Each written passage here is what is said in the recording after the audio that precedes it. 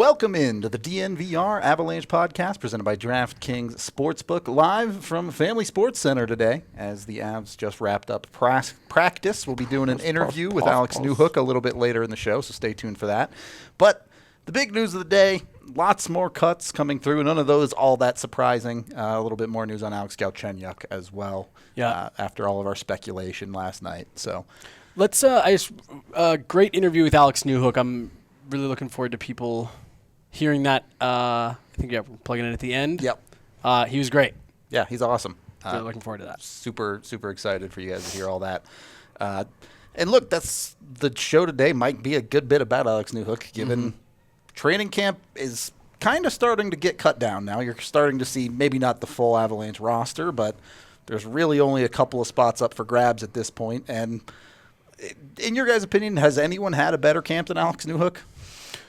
You mean in terms of guys who are looking for jobs? Yeah, obviously MacKinnon is being Nathan MacKinnon, but I was going to say Nathan MacKinnon's at the best training camp. Yeah. He hasn't had to play in any of these bullshit preseason games.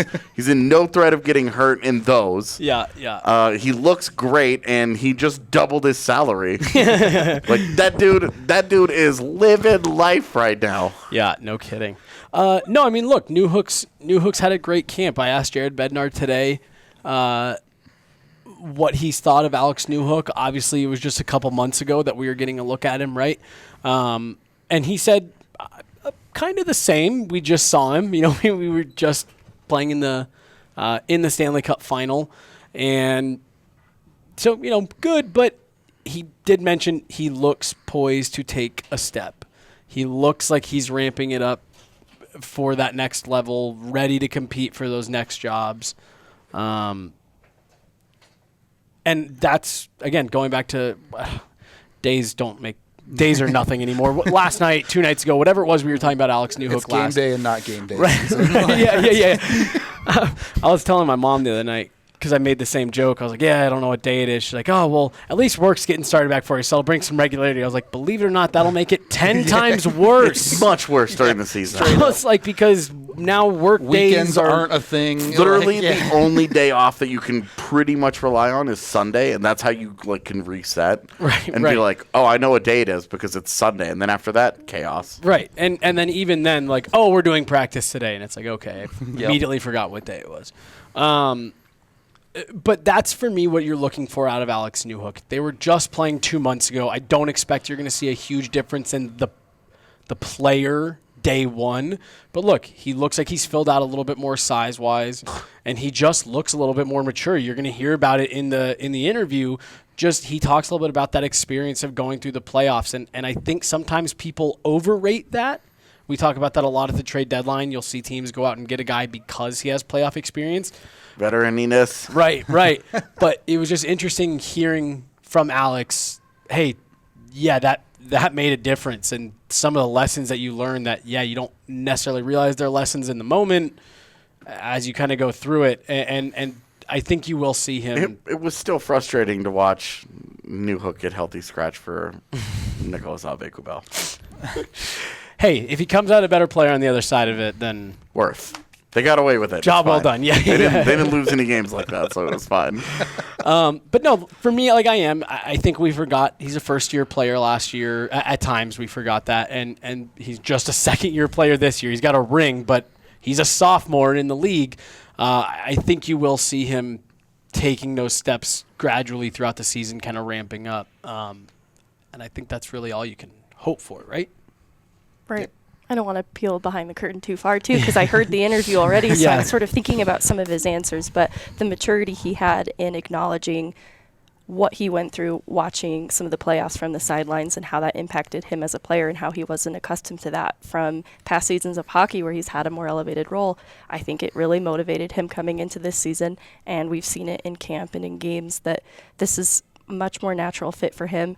And I don't know if this is what he had always imagined for himself and he just needed more runway to do it, and now there's an opportunity with 2C, or if he truly unlocked a new level in his game because of the motivation from sitting on the sidelines in the playoffs at points.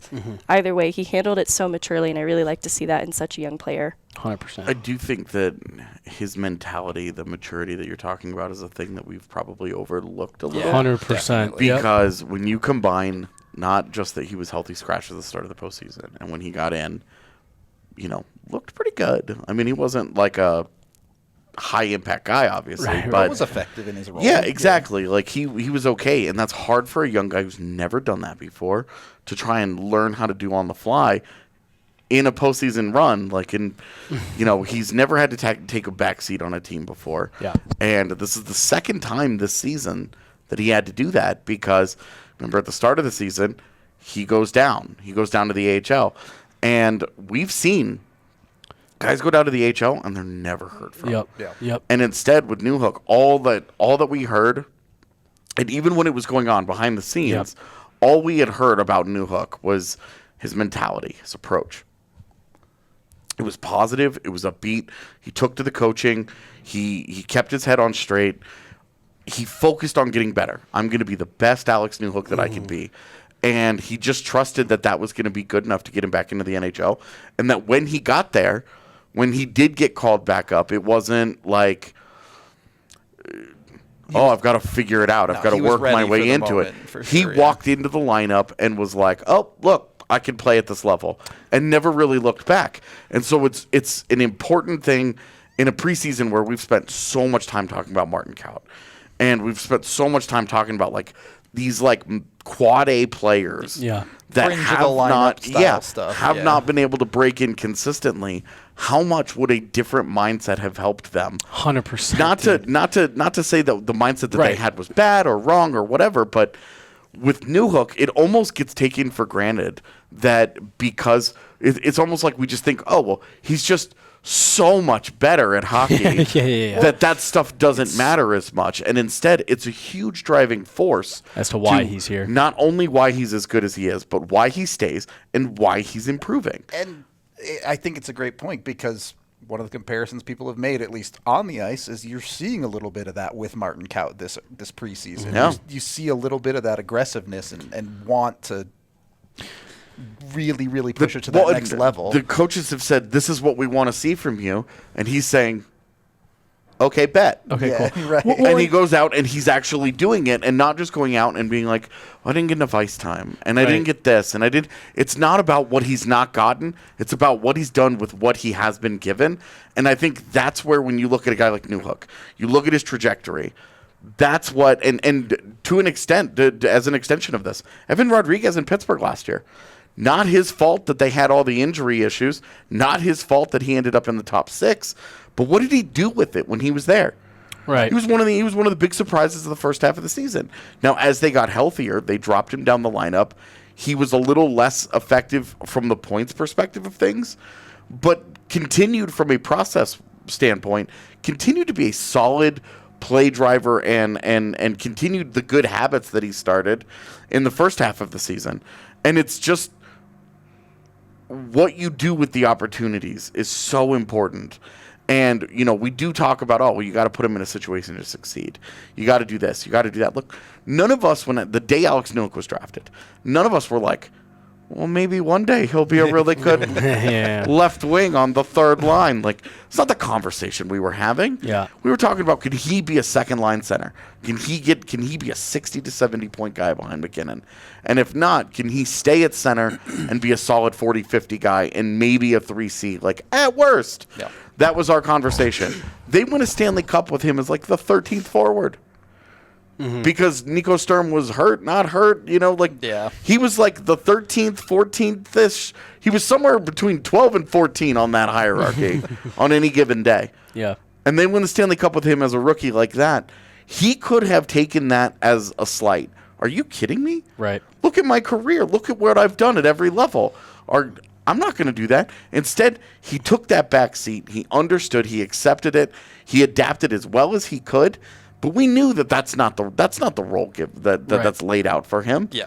It's hard for guys who have been skill guys their whole lives like that to adjust to that when they aren't certain style of player. And we saw that with Tyson Jost in his time in Colorado. really struggled to consistently impact games in a more checking style role. But that was kind of where he had to max out.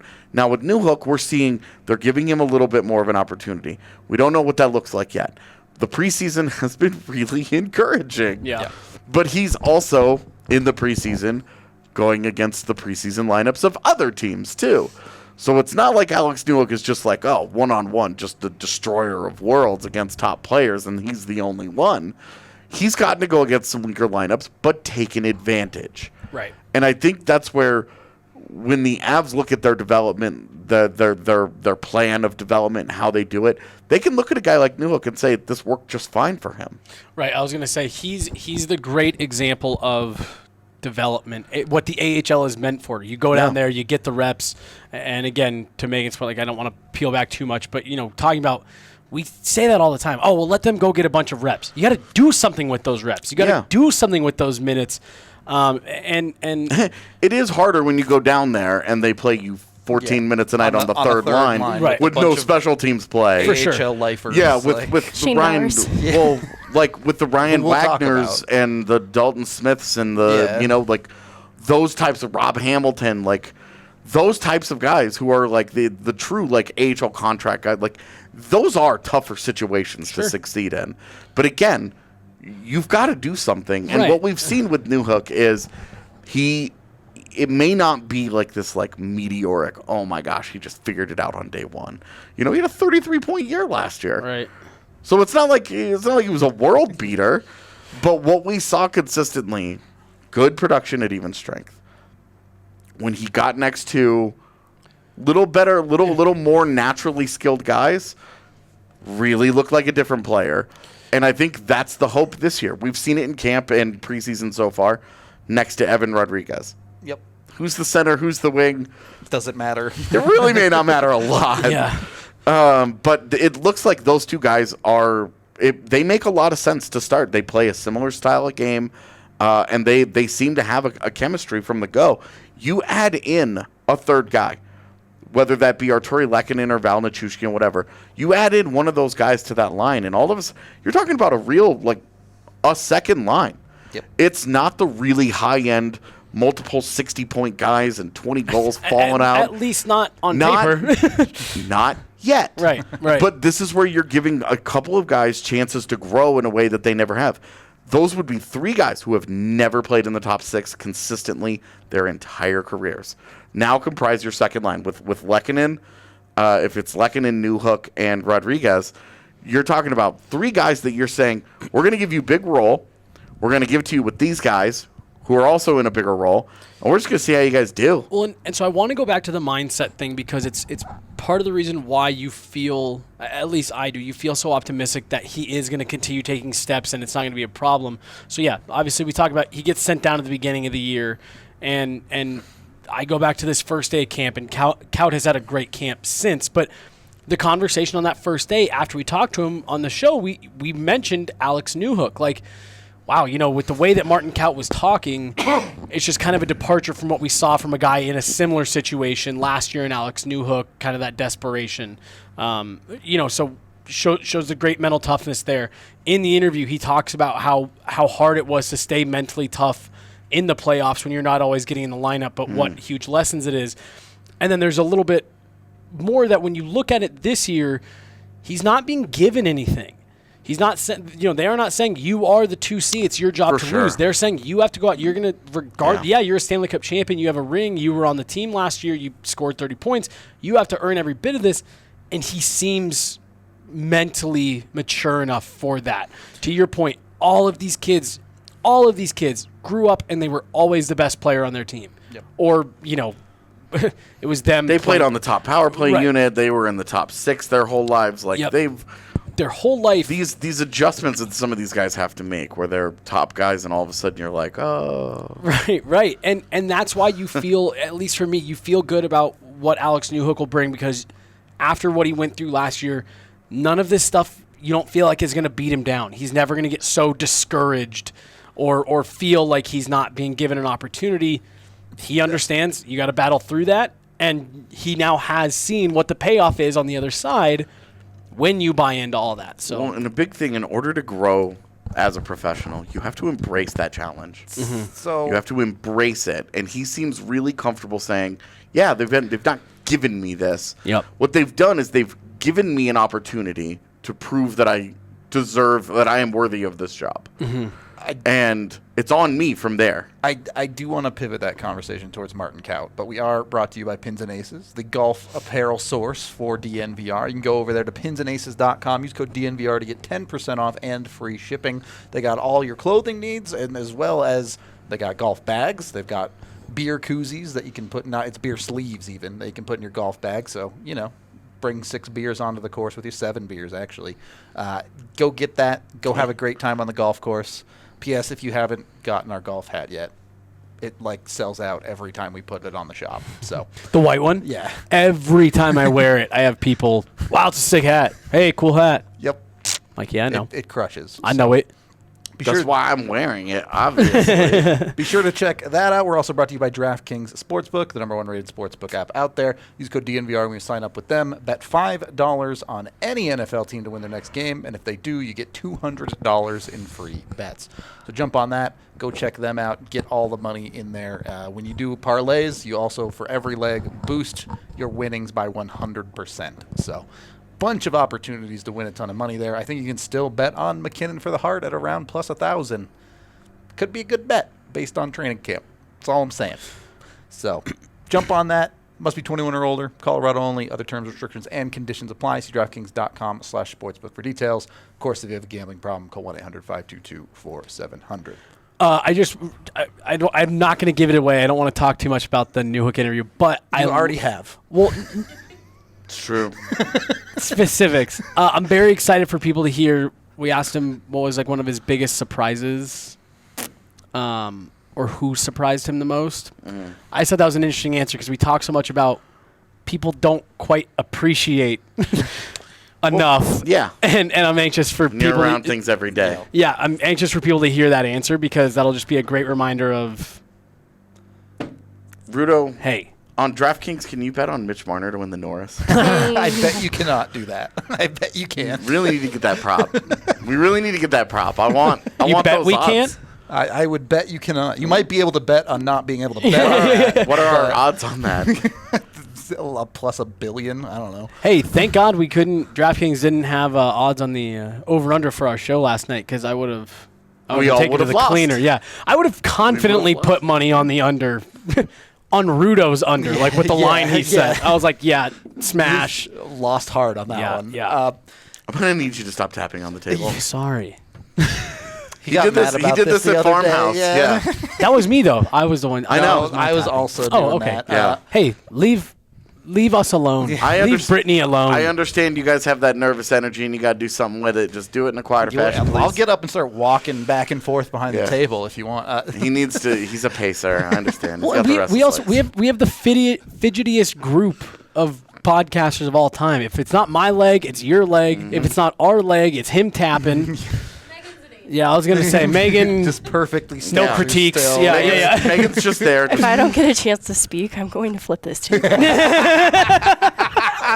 That would be the best way to end the show. I today. like where this conversation is headed because there is a separation in how each player I just smudged my reacts glasses. Damn it. to being sent down to the AHL that we've been dancing around that is important. I think we're going to talk about it with Martin Kaut, and I kind of wanted to use Sampo Ranta as a comparison too. But the way that Newhook responded in being sent to the AHL was to cause such a ruckus that he forced their hand and they had no other choice. He was above a point per game and just absolutely lit up the AHL. And it's hard to point to any other prospect that has had that recent experience, Sampo Ranta included, who has had that kind of response when they get back into AHL games. And that's kind of Martin Kaut's problem too, is I know he got injured in that Columbus game when he was up with the Avs, sent back down, healed, then returned immediately to the AHL. I think that harmed his confidence. And I think he entered those AHL games in return, hoping that he would have been back up with the big club. And it kind of showed because he was doing some things skill-wise that were really impressive. However, there were some details and some effort at the ends of shifts that he wasn't completing assignments and it was harming his game. And I think the organization saw that, looked at it closely, looked at how Newhook responded, saw both of these things, saw the difference, and it harmed Kaut in that moment. And his response now in camp, it's why it's important to talk about how it differentiates from that response at the beginning of last year. Yeah, well, the first thing I want to ask about it specifically is on the show last night, the three of us talked about it. If you look at preseason, it feels like Martin Kaut is probably that 12th guy. And obviously, there's more conversation there with Ben Meyer's pedigree and all of that. I would like to say it struck me as really interesting with the round of cuts today. Yeah. Not on that list.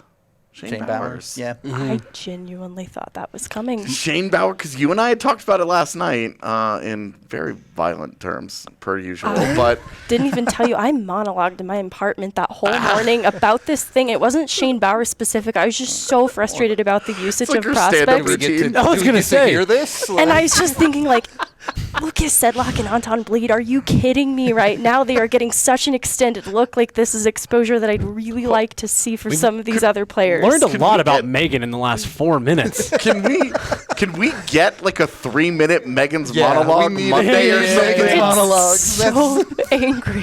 Where you just like stomp around your apartment? I Just would love to know what my vlog neighbors style. think, because there's never a response. It's just me talking. I find that so funny. I love that so much. I'm just picturing you talking at full volume too, not like because everyone like whispers to themselves, No. like walking around, like, "Where is my bullet?" This is like full throated. So like funny, like uncomfortable parallel. But I finished watching the Dahmer series last night, Jesus. and a big part of that series. I don't know if I like just this. Yeah, I was just gonna follow say. me. A big part of that series was the behavior of the neighbor and their perspective on things. And it just makes me wonder, like, what are like, how uncomfortable are your is this why you reliably move every 3 months? It's because My you pod gotta backgrounds are always different. you Yeah, gotta yeah, yeah. you gotta keep a different set of neighbors on edge. And once they start to once they're onto you, you gotta move again. She's actually just got like 3 different properties in the metro area, undisclosed That's it. locations. Yeah. Oh, I meant Megan's my flop parents' houses. house. Right. Yeah. Yeah. She's got a couple burner phones. Burner phones. That's the thing. We all have a different number for her. We just Yeah, don't, yeah, we no one just knows don't know it. I'm like, why do these group chats not work? I never have Megan's number saved. We all are just like, oh, we'll just text Megan real quick, and it's all good. It works. It goes through, Yeah. but she just has a different burner phone. It's very smart. Megan's sitting in her apartment with 3 phones in front of her, ranting about Shane Bowers. Yeah. Okay. It's not just Which Bowers. one? Where's the Joe Sack and Chris McFarland burner phone so that you can Yeah. you can rant to the appropriate party next time? I think Joe would listen. Yeah. He is a really nice guy. super nice. Well, I mean, so let's get into this conversation because, Megan, I do want to get your thoughts on Kaut opportunity to make the team this year and then where Shane Bowers falls into that hierarchy right now. You said something that made me want to go down a tangent road. Someone I asked can't me, remember. like, is it realistic for Kaut to Sure. make the team? And I think it is realistic, but is it likely? No. And it's just how I've seen opportunity happen before. I see Ben Meyers sticking, even though I've been a little underwhelmed with Meyers. I'm still really high on him personally, too. Like, that isn't meant to be a harsh critique of Meyers. I just think he hasn't acclimated as well as I thought he would based on what I saw at the end of last season. You can believe that a guy is still going to be fine and understand that his Absolutely. preseason has Hasn't been not great, yeah. has not been up to snuff. What you just said was actually part of the reason why there were 3 cuts this morning that I was surprised by. Jonas Johansson, Brad Hunt, and Charles Udon, for the reason you just named. Not because I thought their camps were particularly great. I just thought they wouldn't be able to help themselves but to put the NHL experienced guys in the lineup, Yeah, well, 13th that's- forward, whatever. Who do you think is still hanging around? Because Lucas Sedlak Yeah. and Anton Well, Bleed no, I know. are still sitting there waiting to crush Martin Kaut's last chance. And again, those were just like 3 of the names that I had put kind of in that Yeah. grouping. So I was like, huh. Jason Megna's still hanging I around. agree with you on Hudon. I think that one was a little bit surprising. I was surprised by Hudon, too, because Bednar liked him. Again, not based on anything that I thought. I was like, they won't be able to help themselves but to put Brad Hunt in as They won't be able to 7th help defenseman. themselves when Anton Bleed is the 12th forward on That's opening night. That's the one I'm afraid That's of. because yeah. Sedlak, I think that you could make an argument for. All these other guys, I would feel like, oh, I can see what they're seeing. But I think they're going to look at 80 games in Boston or whatever it was and be like, let's just play him. Yeah. He'll be fine. Yeah. No trust. They win a Stanley Cup and still no trust. Yep. Well, and that I honestly just have. I've gotten to the point. I was talking to I think it was Rachel Richlinsky, Rachel Toss now, about like I am at the point where they make some of these moves like this where I'm like, okay, I'm gonna trust that you like at this point you know more than me by a lot, but also, wow, this doesn't make sense to me. We've been down this road 15 times before. Right. And no one's ever happy with it at the bottom of the lineup. Yeah. So. Yeah, nobody ever likes the bottom of the lineup decisions. Nobody's Megan, ever is like how does it happen, Megan? How does Martin Kaut get the job? You look actually pissed. Yeah. Like, I'm not sure what happened. I'm over here thinking about the monologue. The look on your face is genuinely upset. I don't know how it happens. Is the path realistically? something glad I'm over here. He goes down to the AHL and he pulls an Alex Newhook. He dominates at the AHL level. It's Sure would feasible, help. but I think he has a different mentality. I think he's a reactive player, and it's not necessarily a bad thing because he'll play with passion and he'll respond positively like we saw from day one in camp through now. But I think that'll be really detrimental to his confidence in a bad way. And It'll be fine when he's in Arizona for playing for the Coyotes. Yeah. I've texted about, this sounds mean, but it means well, that a Tank for Bedard sweepstakes team would be such a good fit for him. Yeah. Yes. I told Jillian, after day one, actually, that's what inspired this conversation. I think that's the best fit because he is someone that needs a little more runway, and I think that would benefit his game stylistically to have They'd a give little him the more opportunities, visibility. too. Time on ice. Exactly. He needs more than 8 minutes, and every player is different, and you want to see a player overcome that, right? Like, you want to see him make the most of an 8-minute opportunity if that's what he's given in an NHL lineup. But if Chicago's just licking their chops. Like, Send him Cole down. Guttman had a preseason goal, let's go Nears. I got a DM about that from somebody who was like, Pios, and I was like, okay, it's a preseason It's goal. one of my burners. Yeah. The first and last thing I will care about Chicago doing this season. My prediction for No, not at all. They're going to claim Martin Count, and then when they trade Patrick Kane to Minnesota, we're all going to be mad. They can still get eliminated in the first round after that. That's fine. my official prediction for Martin Kaut is a lot more upsetting than that one. I think he's actually going to make the team and then get sent down after like 3 or 4 games, just as the team gets healthy, and then that'll be it. Well, and if that happens, I don't think he does. Ultra sad, but you don't think he makes it at all? Nope. I think they're not going to be able to resist the temptation of Sedlak or Bleed. I agree. Or it's- both. So here is the other thing, too, that I Especially Sedlak. I'm just going to play devil's advocate here a little bit. We're like, at a certain point, it's just like, yeah, that's probably the right call. If he didn't do enough to, like, separate in their eyes, then it's like, yeah, okay, then what are you really that upset about, the right? dude who separated here was Bleed was the worst by a No, lot. and I agree with you. I agree Well, with you. and Again, this is like I'm more 'cause talking about from the Martin Kaut angle. I than know the- what you're saying, Yeah. but It's frustrating though because you will see a guy like have a much better preseason, and you're like, why have the preseason yeah, if it's not going to matter? And you're just going to be like, but that guy has 160 games played. just play the last 2 games where all the starters play and start the season. Like, what else are we doing here? Like, do you why think- bother scheduling him? Why bother having this camp? Why bother with any of that at that point where you just continue to do this, make the same choice? So. Do you think Anyway, at they all- haven't even made that choice, so I'm not going to get mad about it until it happens.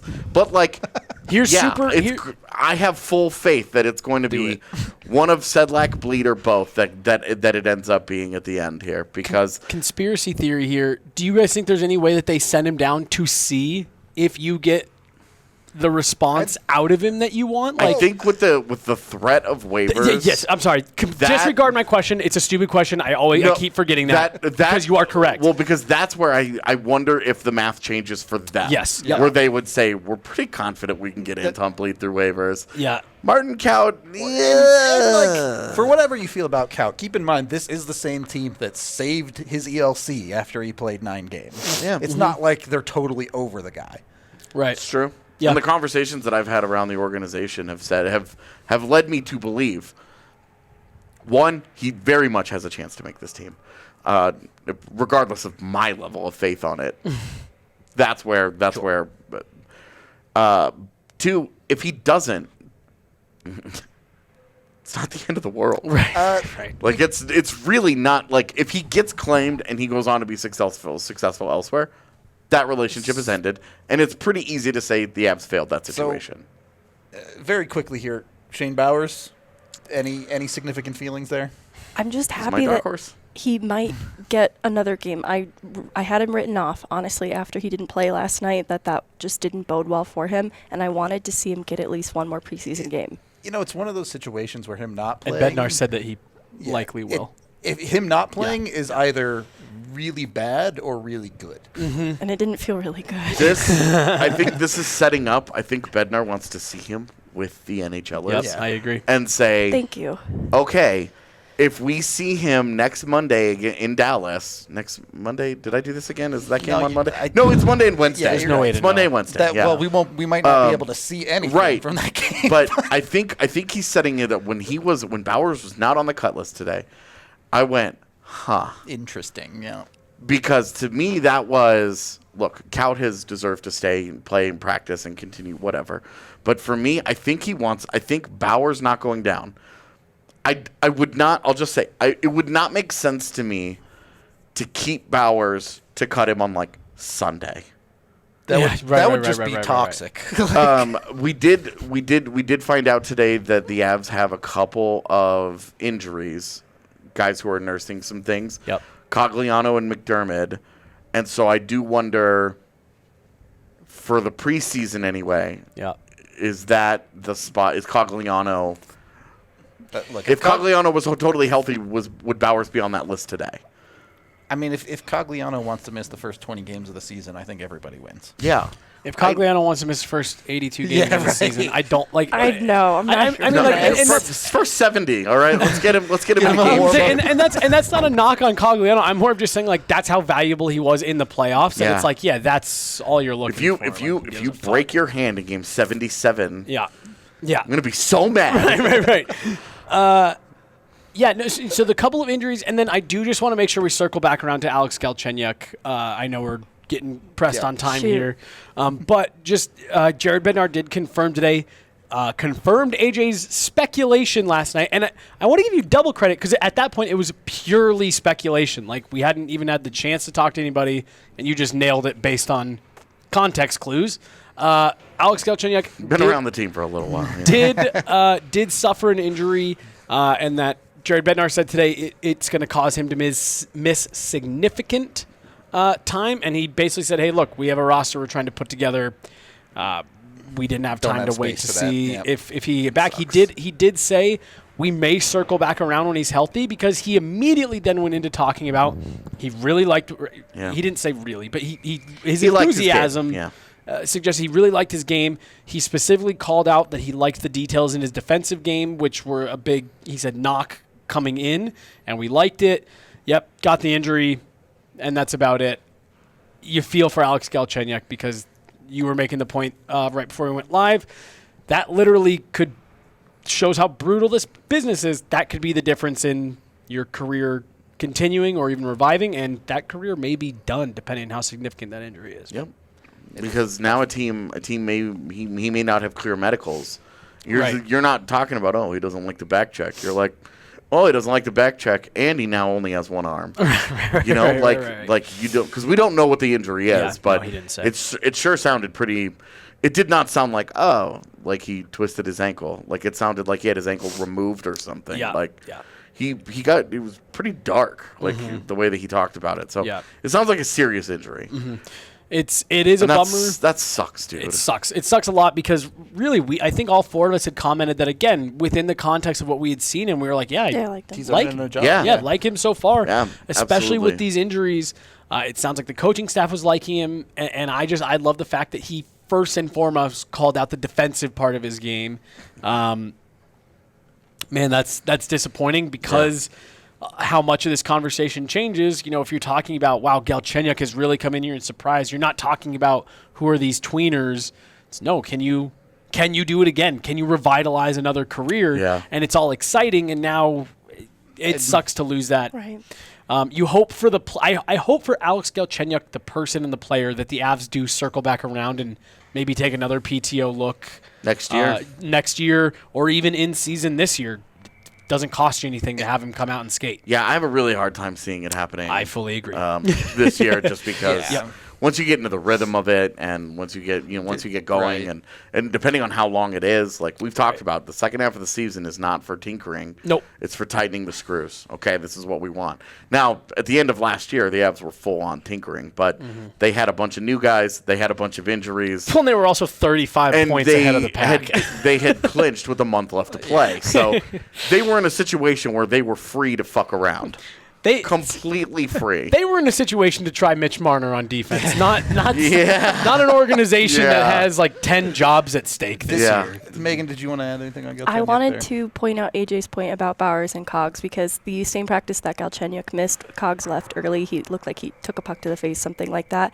And I think that influenced him not being in the lineup last night and not being cut. He's out there doing PK work with special teams, with bleed as well. And I think they're trying to get him some looks defensively, which is just an area that he needs to work on generally. But also with the Cogliano injury in mind, that's probably why Shane Bowers is still around. And if that gives him a look with the NHL guys next Monday in Dallas. Here for it. If that gives him that look, and Shane Bowers has a good game in the depth, he's my dark horse for this reason. Because center wing versatility, speed, and the maturity of Shane Bowers. He's very well-rounded. The maturity of Shane Bowers, the human being, the approach that he has, if he can just put it on the ice, what we know to be true of Shane Bowers in his game, he is tailor-made. And we have been making this point for 4 years.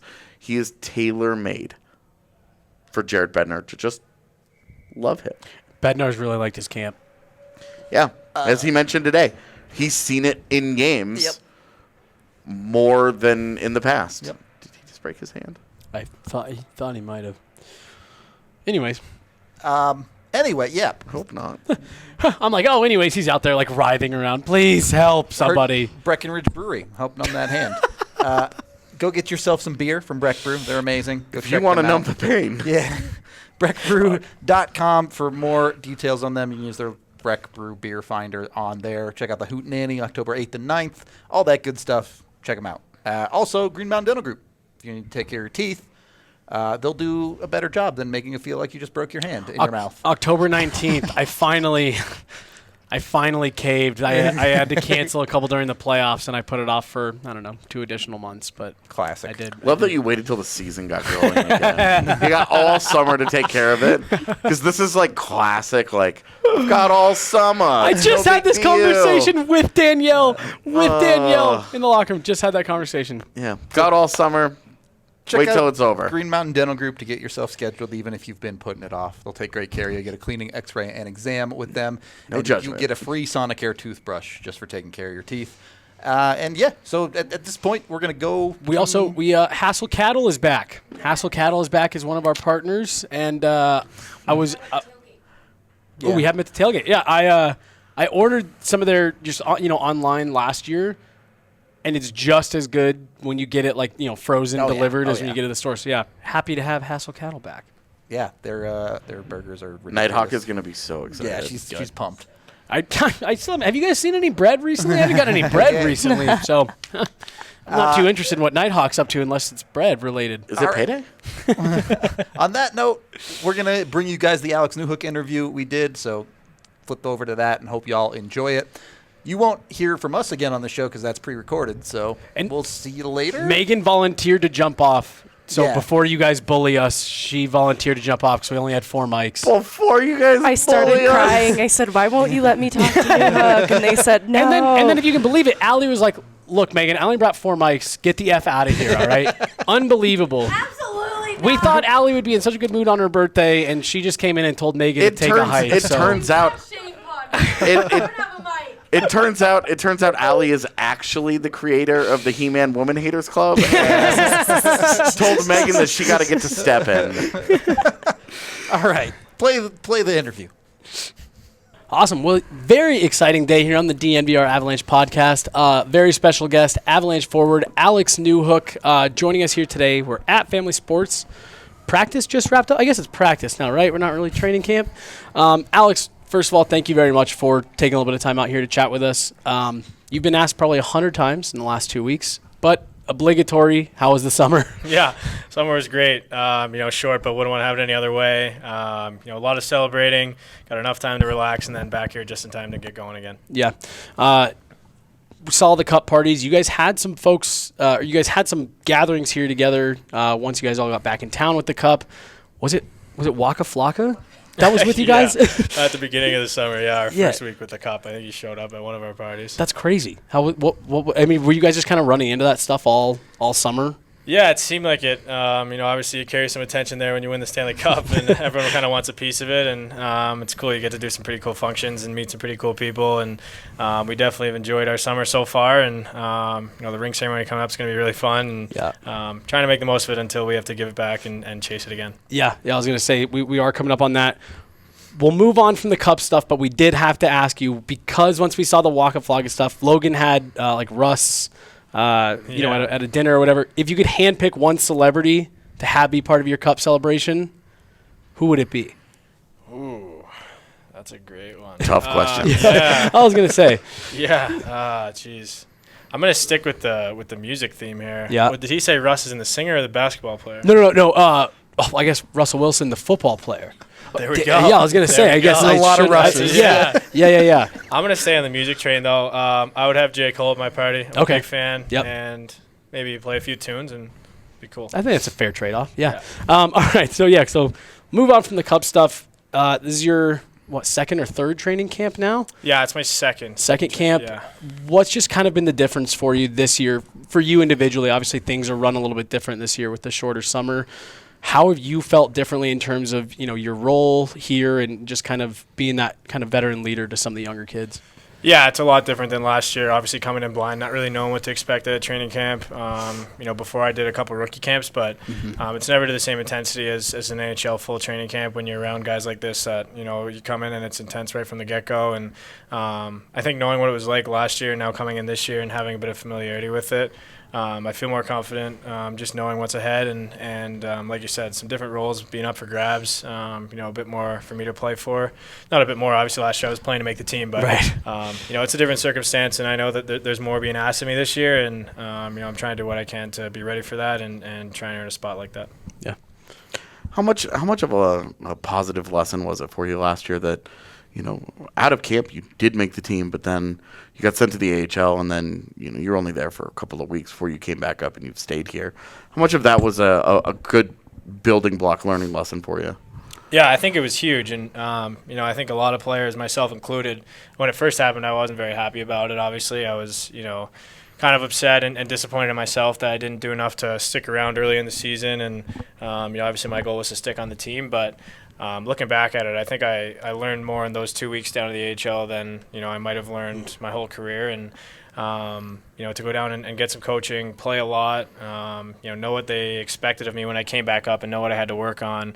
I think really just trying to focus on those things that I was told and go down and get some confidence back before coming back up. I think it was great for me, and I'm happy with the way things worked out. And how much did that help you in this year's camp, where you know that, hey, you're going to be part of the team, but if you don't meet expectations, there is always the alternative.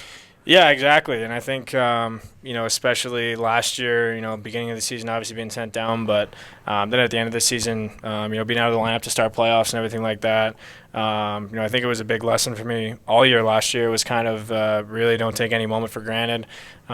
There's always a guy that's trying to, outwork you and take your spot. And, for me, that was a big thing coming in this year was just making sure I, make the most of every opportunity that's given to me.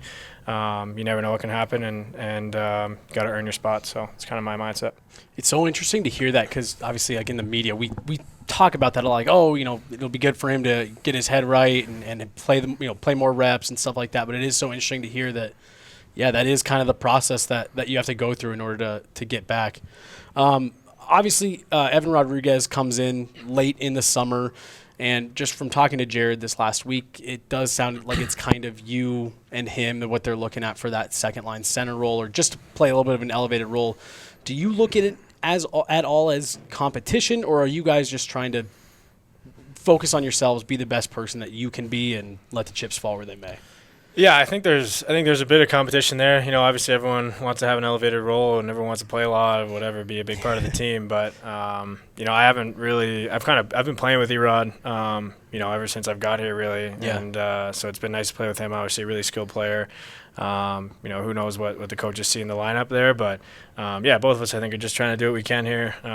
Be as effective as we can, and let the coaches kind of take care of the rest of it. You've spent most of your time in the NHL so far playing roughly third line. Obviously, the 2C job is the one up for grabs here. How much of a difference is there really between the bottom six and the top six in the NHL? Yeah, I mean, I think there's a pretty big difference. On a team that's very skill based. Every line plays with skill and pace. But when you get the opportunity to play a little bit more and play with some higher end skill players that are always looking to make plays, kind of everyone on the ice, as opposed to playing more so of a checking role sometimes on that third line. It's exciting, and just getting those more touches, some more offensive zone looks. It's a bit of a difference for sure. What was the? I guess I don't know if it's a surprise, but obviously your whole career, your whole life, you've played really high level hockey, major, junior, college, all that stuff. I guess not major, junior, but college, AHL. How surprising was it to get to the NHL and actually see the difference in the speed? And can you even really describe it unless you've lived it? Yeah. Not really. I mean, it's a whole different beast, and you got the best players in the world are out here. Yeah. Obviously college is fast paced, the AHL is fast paced, but when you get up here, I think the biggest thing that I noticed was just the level that everyone thinks at. It's it's that much faster because everyone's thinking the game that much better and that much quicker. So you got to get adjusted to that pretty quickly, but at the same time you're playing with better players as well. So it kind of makes it a little bit easier on you, even though it's faster and you got to keep up. It's still guys are helping you out a bit. Can you think of any player that surprised you with how good they were once you either played with them up close or saw them play up close that maybe they surprised you? Yeah, I mean, I'm just gonna say Nate. I feel like that's the obvious one, but as a guy that I like to think of skating's a big part of my game. Mm-hmm. I always watched Nate growing up and just how effective of a skater he was and how powerful he is. And, I think some of my explosiveness is a big part of it too. And being able to just watch him up close, I was wowed by actually how explosive he was. And realizing that there's another level of explosiveness that, I can get to, that anyone can get to. And it's fun to watch him like that. Just kind of building off that, what is it like to be part of a team that plays so fast? I mean, you have MacKinnon, but then Cale Makar is just back there, and Bowen Byram, Sam Girard, great skaters just all throughout your lineup.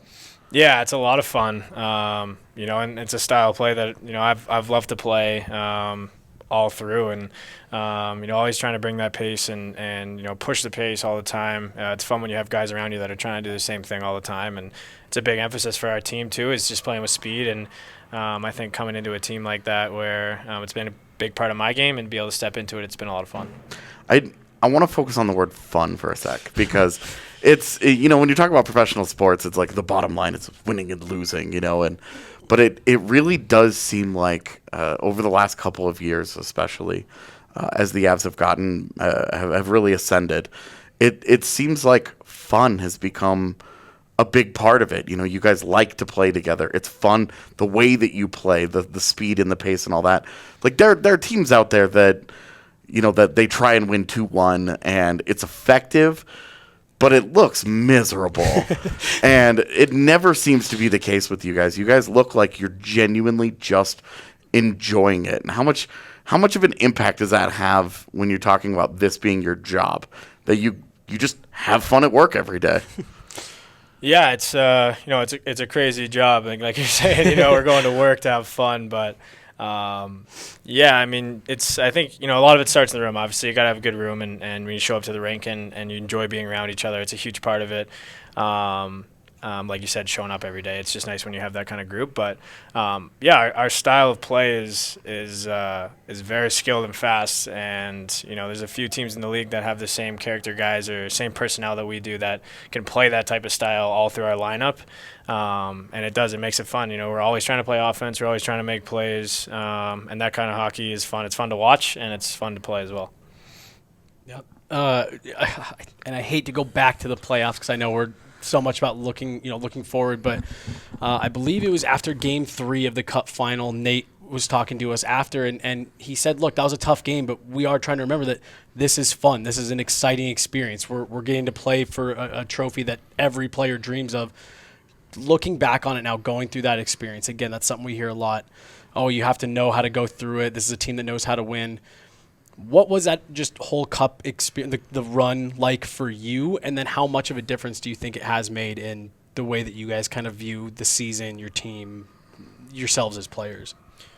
Yeah, I think a huge learning lesson for everybody. You know, obviously for our whole team, like you were saying, teams that know how to win. You know, once you experience it once, it goes a long way with teams moving forward. You see with teams that win a cup, they go on to win another one, or maybe not back to back, but in the few years coming after. Right after, It's big for that. And I think everyone individually learns a lot, about themselves, about the role that they need to take on, about what it takes to win. Myself personally, I went through a big learning curve there when, I wasn't playing in the first round. Never really have been a part of a team where I'm not playing, but I'm healthy, and, just wanting to be a part of it so bad. And, I just remember going through my head of, whenever that time comes, and everyone was telling me it's going to come, but it's hard hearing that in every game you're watching. You keep winning, obviously it's great, but just tried to make sure that whenever that time came, I was ready. And a lesson like that, obviously there was so many of them during the playoffs, looking at guys, how we need to win, how we need to play and be consistent every shift. But just being ready to go whenever you're called upon, I think was a big thing that I took personally from it. And I just feel like that's so huge, especially just so early in the career and stuff like that. Sorry, Rudo, were you going to say something? Yeah, I was just going to say, knowing you likely do have a little bit more of that opportunity this year, are there any specific goals you have for yourself this season? I don't have anything really set out. I kind of just came in. I feel bad. I literally asked him that question like a week ago. There it is. There it is. So when you asked me, I actually hadn't really thought about it too much. My mindset kind of coming into camp was to just try and earn a spot and earn a role here. Obviously everyone knows what's up for grab and what's open, but my mind hasn't really drifted from that. I came in trying to earn a spot, and kind of we'll go from there once the season starts. And then do have a fun question for you. Everyone we have on the show has to give their bad food take. A couple examples. I like mayo on burritos. We had someone who puts mustard on pizza. So some kind of food you like to eat that's gross, basically. Yeah. Is there like a concoction somewhere that other people would be like, I'm good? That's a you thing. Wow, that's a good question. It's like if we have kale on, we don't need to ask. Like the mayo chicken, that's well documented enough. Yeah. Right. Yeah, I just kind of immediately went to mayo again, but I'm gonna go mayo and French fries. I don't know if that's weird. It's a really Canadian answer. Yeah. It's a really Canadian answer. I don't do it all the time, but when I do, I'm always pleasantly surprised. Yeah. See, I'm very anti-mayo, so that counts for me. Yeah, right. for sure. Okay. Yeah. You might have just become my wife's favorite player. Cool, Alex. Well, like I said, we're not going to keep you too long, so we really appreciate you taking some time to sit down with us, and good luck this season. Obviously, we enjoy watching you. We talk about you a lot. We always have listeners that are always asking for more about you, so really, really appreciate you jumping on with us. Cool, man. yeah. Thanks for having me.